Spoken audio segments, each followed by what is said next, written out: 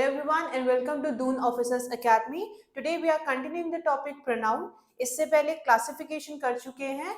आज हम कुछ रूल्स पढ़ेंगे प्रोनाउन से रिलेटेड, कहाँ पे आपको ये रूल्स अप्लाई करने हैं और आप कैसे इन रूल्स की हेल्प से क्वेश्चन सॉल्व करते हैं. So we will start our topic, but before that I would like to remind you कि we are starting our offline classes. हर मंडे को हम एक फ्रेश बैच स्टार्ट कर रहे हैं जिसमें आपको जो भी डिफेंस रिलेटेड एग्जाम्स है जैसे कि RIMC, RMS, सैनिक स्कूल, FCAT, CDS, NDA, इन सब पे आपको प्रिपेयर कराया जाएगा.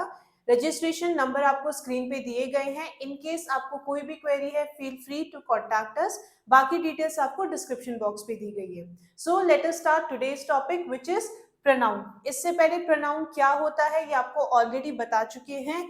ऐसे कोई भी वर्ड जो हम किसकी जगह पे यूज करते हैं, नाउन की जगह. If you will look at this word, आपको बहुत क्लियरली समझ आ रहा है समहाउ ये किससे रिलेटेड है, नाउन से, है ना. वर्ड देख के बहुत आसानी से आप रिलेट कर सकते हैं. और इससे पहले हम क्या कर चुके हैं, क्लासिफिकेशन, कि कौन कौन से अलग अलग टाइप के आपके प्रोनाउन होते हैं और आपको विद एग्जांपल हर एक प्रोनाउन समझाया गया है. इन केस वो वीडियो आपने नहीं देखी है तो please do refer to that video, क्योंकि जो भी हम आगे करने वाले हैं वो हमारे पहली जो वीडियो बन चुकी है प्रोनाउन से, उससे सब रिलेटेड है. So let us start the pronoun. And today we are going to learn certain uses or rules related to pronoun. ठीक है, pronoun के ऐसे कौन कौन से rules हैं या ऐसे कौन कौन से use हैं जो आपको पता होने चाहिए. ये आपके कुछ कई बार आपके fill in the blanks type questions आते हैं, या आपके spot the error type के NDA में question आते हैं, या फिर आपके RIMC में, इस सब एग्जाम्स में ऐसे questions आते हैं. तो ये आपको मदद करेगा सॉल्व करने के लिए. इससे पहले भी नाउन में हमने classification and then we have learned about certain rules related to noun, right. तो पहला रूल क्या है, for example if I write एक एग्जाम्पल मैं लिख रही हूं, this book is for me. ठीक है, अब आपका ये क्या बोल रहा है, this book is for me. इससे पहले आपको जब टेंसेस में अगर आप पढ़ा होगा, there are different forms of verb, है ना, जिसमें से एक फॉर्म होता है आपका auxiliary verb. Even in science आप ऑक्सिलरी ब्रांचेस के बारे में पढ़ते हैं, है ना. कुछ कुछ प्लांट की ऑक्सिलरी ब्रांचेस होती हैं जो आपके क्या करती है, आपके जो भी फंक्शंस होते हैं जैसे सपोर्ट के लिए, है ना. कई बार आप कुछ बेल देखोगे उसमें आपके इस तरीके से स्पाइरल छोटे छोटे आपकी क्या होती हैं, ब्रांचेस होती है. वो क्या कर रही है, सपोर्ट के लिए यूज कर रही है. They are not the main branch but they are what, auxiliary branch. Similarly auxiliary का मतलब क्या है, ऐसे कोई भी वर्ब जो आपके मेन वर्ब को एक्सप्रेस करने के लिए यूज किए जाते हैं. ठीक है, इफ आई से राम इज प्लेइंग, अगर मैं यहां पे इस हटा दूं, राम प्लेइंग, क्या ये सेंटेंस सही है? नहीं. क्यों? क्योंकि इस पर्टिकुलर वर्ब को एक्सप्रेस करने के लिए हमें एक और वर्ब की जरूरत है which is the auxiliary verb. तो आपका एक चीज होती है to be form. To be form जैसे कि is, am, are, was, were, ये सब आपके क्या है, टू बी फॉर्म है. ये यूजुअली क्या करते हैं, जो भी आपके मेन वर्ब है उसको एक्सप्रेस करने के लिए हेल्प करते हैं. Alright, so coming back to the rule. हमने रूल बताने से पहले क्या किया है, यहाँ पे एक example I have given you जिसमें ये बोलता है this book is for me, right. अब यहाँ पे फॉर क्या है, it is a preposition. For यहाँ पे क्या है, it is a preposition. Similarly अगर यहाँ पे इज की बात करें, इज क्या है, इट इज अ वर्ब. तो आपका पहला रूल ये बोल रहा है, अगर एक सेंटेंस में वर्ब है, प्रेपोजिशन है, तो उसके बाद जो प्रोनाउन आएगा वो आपका कौन सा प्रोनाउन आएगा, that will be the objective pronoun, या फिर ऑब्जेक्टिव केस ऑफ प्रोनाउन आपका आएगा. ठीक है, आपको ऑलरेडी बता चुके नॉमिनेटिव केस क्या होते हैं और ऑब्जेक्टिव केस क्या होते हैं. Nominative I, we, you, he, she, it, ये सब क्या है आपके नॉमिनेटिव केस ऑफ प्रोनाउन. लेकिन अगर मैं ऑब्जेक्टिव की बात करूं, मी, यू, या फिर क्या हो गया, his, her, these all are what, objective case. तो जब वर्ब है, प्रेपोजिशन है, उसके बाद जो हम प्रोनाउन यूज करते हैं, if in a sentence verb and preposition is followed by me, sorry the followed by objective case of pronoun. ठीक है, अब यहाँ पे इस एग्जांपल देने का यही था कि ताकि आप क्या करें, ये चीज समझ पाए. अब नाउ इज अ वर्ब, है ना. इज क्या है, एक वर्ब है और वैसे देखा जाए एक ऑक्सिलरी वर्ब है। फॉर क्या है यहाँ पे, इट इज अ प्रीपोजिशन, और यहाँ पे लास्ट में क्या आया आपका, हमने जो प्रोनाउन यूज किया that is me, me is what, the objective case. तो पहला रूल आपका प्रोनाउन का ये बोलता है कि अगर एक सेंटेंस में वर्ब है और प्रेपोजिशन है, उसके बाद जो आप प्रोनाउन यूज करोगे that will be the objective case of pronoun. Alright, तो ये था आपका पहला रूल। आई होप ये क्लियर हुआ होगा सबको। Now if you look at the second rule of the pronoun, अगर हम एक और रूल यूज करें प्रोनाउन का, विच इज अगर कुछ आपको रिफ्लेक्टिव प्रोनाउन या फिर रिफ्लेक्सिव प्रोनाउन क्या होते हैं ये ऑलरेडी बता चुकी हूँ, राइट। तो ऐसे रिफ्लेक्सिव प्रोनाउन जो होते हैं, कुछ वर्ड ऐसे हैं जिसके साथ आप क्या यूज करोगे, रिफ्लेक्सिव प्रोनाउन। से फॉर एग्जाम्पल एब्सेंट, या फिर आपका अवेल हो गया, ठीक है, इंजॉय हो गया। पर इसका मतलब ये नहीं है ये हमेशा अपने साथ रिफ्लेक्सिव प्रोनाउन लेंगे। ये रूल क्या बोल रहा है, ऐसे कोई रिफ्लेक्सिव प्रोनाउन होते हैं जो ऐसे वर्ड जो दिए गए हैं आपको, जैसे कि एब्सेंट हो गया, अवेल हो गया, इन रिफ्लेक्सिव प्रोनाउन अगर आप इन वर्ड के साथ आप रिफ्लेक्सिव प्रोनाउन यूज करते हैं। For example, he absented himself from the class, he absented himself from the class। ठीक है, अब रिफ्लेक्सिव प्रोनाउन यहाँ पे दे रखा है, ठीक है, himself is what, reflexive pronoun. क्यों, क्योंकि जिस पर्टिकुलर सब्जेक्ट की बात कर रहे हैं, रिफ्लेक्शन में क्या होता है, अगर आपकी एक लाइट कहीं से, फॉर एग्जाम्पल ये एक सरफेस है, यहाँ पे एक लाइट पड़ी तो क्या होगी, it will be bounce back. तो यही चीज बोली जा रही है कि जो सब्जेक्ट है और whosoever is the doer of the action, उसी पे वापस आके ये बात जो है, उसी पे जो बात है वो वापस आ रही है, राइट। यहाँ पे ही, उसके लिए हमने एक रिफ्लेक्सिव प्रोनाउन यूज किया विच इज हिमसेल्फ, राइट, और यहाँ पे एक वर्ड यूज किया हमने एब्सेंटेड। तो ऐसे कुछ वर्ड हैं जिनके साथ हम क्या यूज करते हैं, रिफ्लेक्सिव प्रोनाउन, ठीक है, जिसमें से कुछ वर्ड आपको दे रखे हैं। तो ऐसे वर्ड के साथ आप क्या यूज करते हो, we use the reflexive pronoun with these words. Alright, so this was your second rule। अब कई बार आप let से सेंटेंस बनाते हो, ठीक है, बहुत बार you use a word let, ठीक है। अगर मैं बोलती हूं let him go to the party, let him go to the party, तो जब आप let वर्ड का यूज करते हो, when you are using the word let, उसके बाद जो आप प्रोनाउन यूज करोगे, अगर आपके पास क्या है, let वर्ड है, उसके बाद जो आप प्रोनाउन यूज करोगे वो कौन सा प्रोनाउन होगा, that will be the objective case of the pronoun। ठीक है, यहां पे क्या है, him यूज किया है, ठीक है, या फिर let her go, ठीक है। तो अगर आप let वर्ड का इस्तेमाल कर रहे हो तो उसके बाद जो आप प्रोनाउन यूज करोगे that will be the objective case of the pronoun. Alright, I hope ये चीजें क्लियर होती जा रही हैं। Now let us move to another rule of pronoun.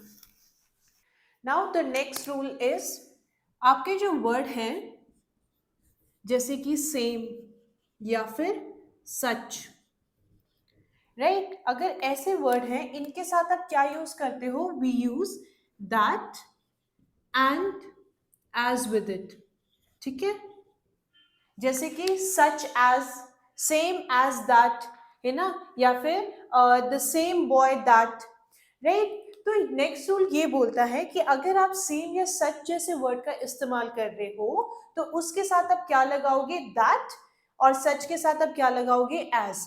For example, अगर कई बार जब आप साइंस में कुछ चीजें पढ़ते हो तो उसमें सच एज एग्जाम्पल के तौर पे दिया जाता है। फॉर एग्जाम्पल, होमोजीनियस मिक्सचर की अगर हम बात करें, ठीक है, तो अगर होमोजीनियस मिक्सचर आपने डेफिनेशन लिख दी, is called homogeneous mixture such as salt and water is a homogeneous mixture. तो हमेशा याद रखना जब आप सच का इस्तेमाल कर रहे हो उसके साथ वी यूज एज, और ये आप किसके साथ यूज करते हैं, फॉर द ऑब्जेक्ट, ठीक है, फॉर द ऑब्जेक्ट, ठीक है, ऑब्जेक्ट के लिए सच एज का आप इस्तेमाल करोगे। But if you talk about same, same, he is the same boy that was asking for the notebook.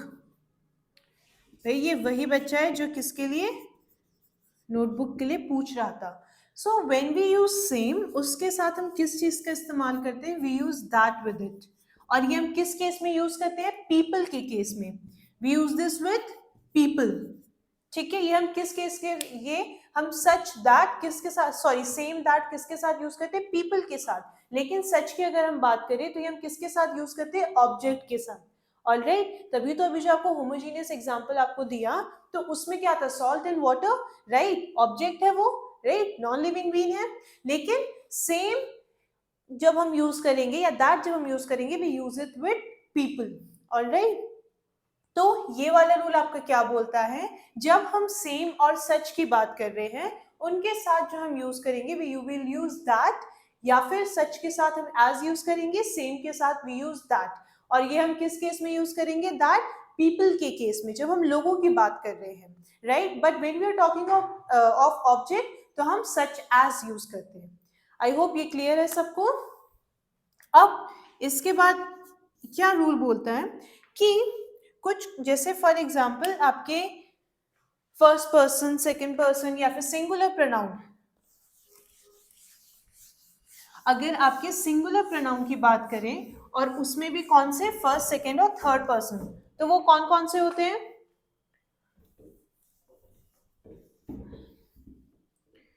When I am talking about singular pronoun, उसमें भी मैं किन किन की बात कर रही हूँ, फर्स्ट पर्सन, सेकंड पर्सन और थर्ड पर्सन की बात कर रही हूँ, राइट. फर्स्ट, सेकंड और थर्ड पर्सन की बात करूँ, first person is what, I, second person you, third person he, she, it, यही तो है, यही तो आपके प्रोनाउन है.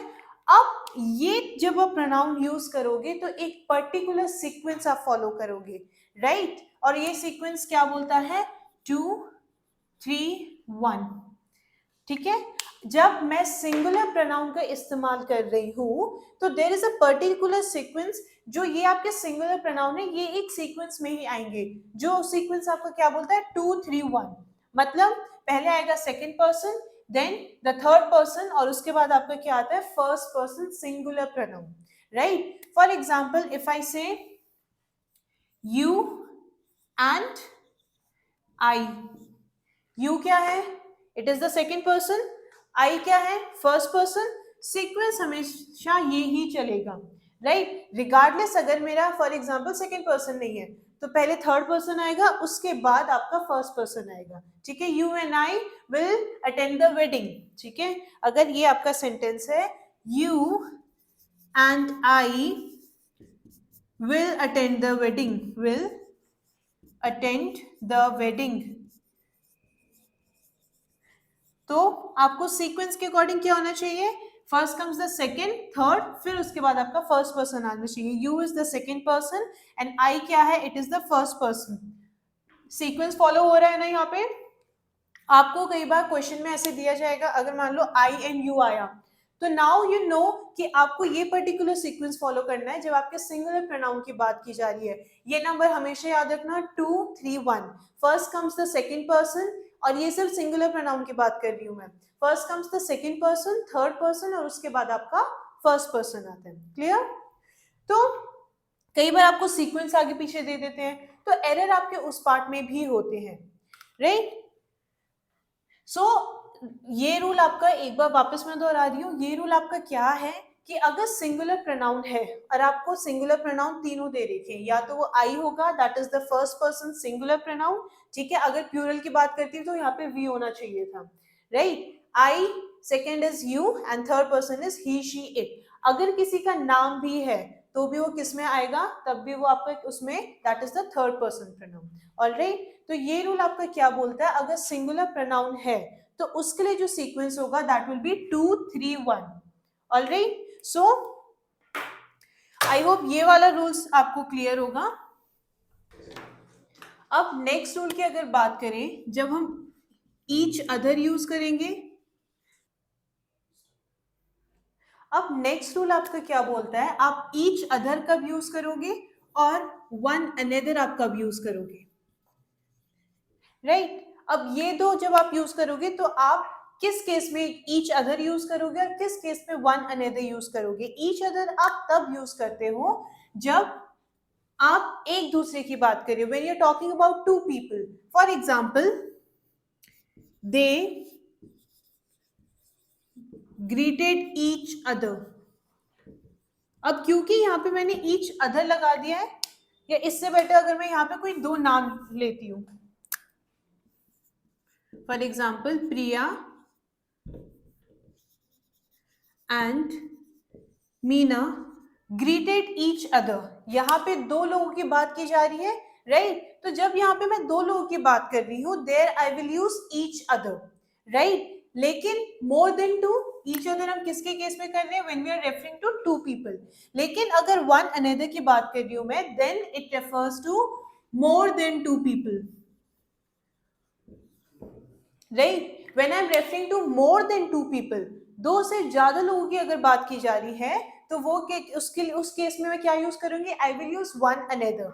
लेकिन अगर सिर्फ दो लोगों की बात की जा रही है, there I will use each other, right? For example, we must respect one another.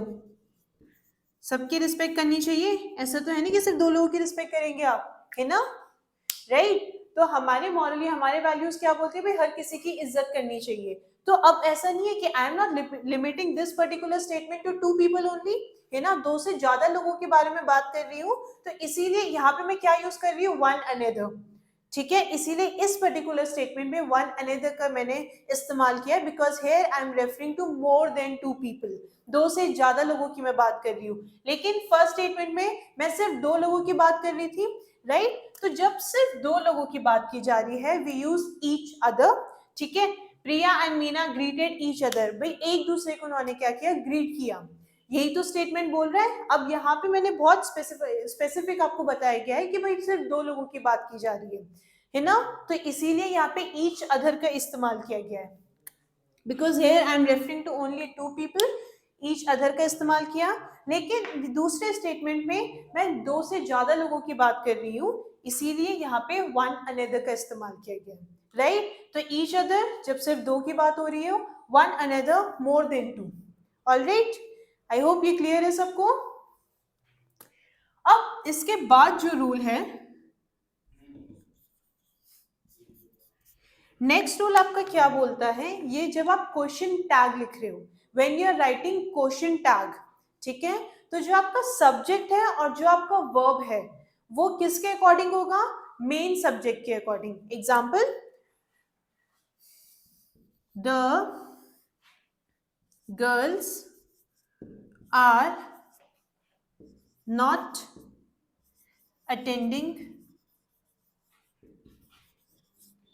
attending the program.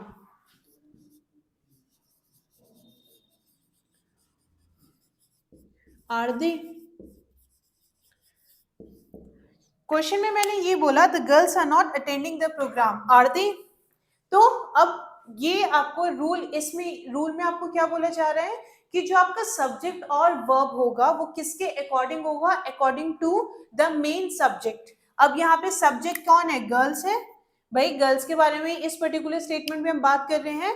तो जो आपका क्वेश्चन टैग होगा, when you are writing the question tag, तो ये जो क्वेश्चन टैग है आपका, है ना, मतलब जो पर्टिकुलर स्टेटमेंट क्वेश्चन पूछ रहा है वो किसके अकॉर्डिंग होगा? According to the main subject, है ना. इस स्टेटमेंट का जो मेन सब्जेक्ट है उसके अकॉर्डिंग होगा. तो यहाँ पे क्या है? Girls is what? It is plural. तो इसीलिए मैंने क्वेश्चन टैग भी उसी के सब्जेक्ट और वर्ब के अकॉर्डिंग, सॉरी सब्जेक्ट और वर्ब जो होगा वो किसके अकॉर्डिंग होगा? मेन सब्जेक्ट के. गर्ल्स इज प्लूरल, तो यहाँ पे मैंने आर दे का इस्तेमाल किया है, ठीक है. फॉर एग्जाम्पल, कई बार क्या मिस्टेक्स होती है आपकी इस टाइप के स्टेटमेंट में? आपको एक पर्टिकुलर स्टेटमेंट दिया जाता है, उसके बाद एक क्वेश्चन टैग दे दिया जाता है, और वो that is not in accordance with the subject of the question. For example, she is a good teacher, isn't it? अब रूल आपका क्या बोल रहा है कि जो आपका सब्जेक्ट और वर्ब होगा that will be in accordance with the main subject. अब कोई है जो क्या है, एक अच्छी टीचर है, तो यहाँ पे क्वेश्चन टैग अगर हम देखें तो वो क्या है, इजंट इट।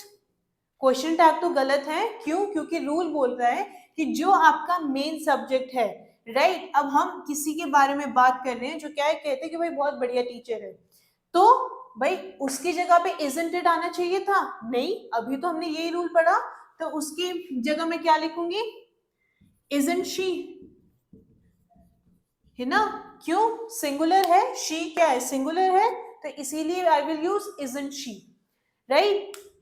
तो आपका रूल ये बोलता है जब भी आप क्वेश्चन टैग के वाली चीजें लिखोगे तो वो किसके अकॉर्डिंग होगी, सब्जेक्ट के according.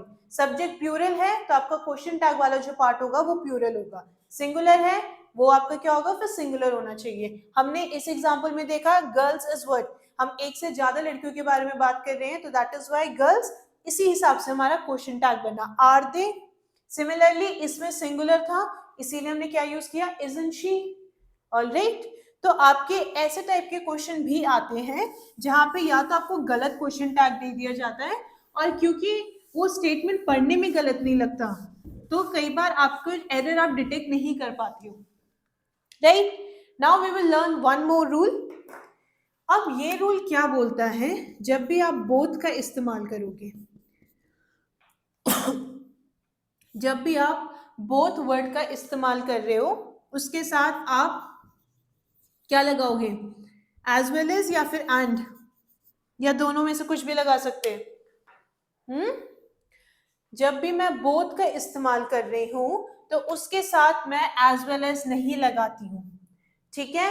Both is followed by and, right. जब भी मैं ऐसा कोई स्टेटमेंट है जिसमें क्या है, बोथ वर्ड का इस्तेमाल कर रही हूं, आई will use and with it, मैं एंड का इस्तेमाल करूंगी, एज वेल एज का इस्तेमाल नहीं करूंगी।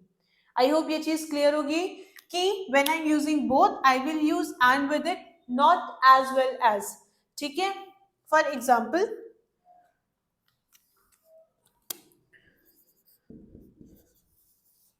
Both you and I will study hard, ऐसे तो होता है ना।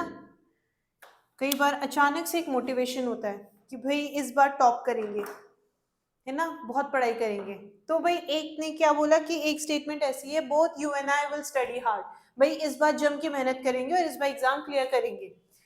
तो मैंने क्या यूज किया, both you and I will study well, ठीक है। मैं ये नहीं बोलूंगी both you as well as I, no that is wrong. मैं अभी आपको क्या रूल बताया गया कि बोथ के साथ we use and, as well as नहीं यूज करते, ठीक है। If I say both you and my brother, that is right, both you as well as my brother, it is a wrong statement, clear. तो both जब मैं use कर रही हूं तो उसके साथ एज वेल एज का नहीं, किसका इस्तेमाल करूंगी मैं, एंड का। ऑलराइट, आई होप ये इतना क्लियर होगा। So these were some of the basic rules related to pronoun. अब जो भी हम रूल्स कर चुके हैं उसी के according we will do certain questions. इससे क्या होगा कि भाई अभी तक आप चीजें क्या कर चुके हो, पढ़ चुके हो, अब आप अप्लाई कैसे करोगे वो भी तो सीखना है ना, वैसे ही तो आप क्वेश्चन करोगे फिर। So now we will with the help of certain examples we will try to solve those questions जो भी हमने पढ़ा है based on the concept that we have recently learn. तो जो भी रूल्स हैं एक बार आप वापस रूल्स पढ़े, ठीक है, ताकि क्या होगा कि आपको थोड़े बहुत एटलीस्ट याद हो और आप अप्लाई कर सको, राइट। सो कुछ कुछ क्वेश्चन है जो हम अभी हम करेंगे।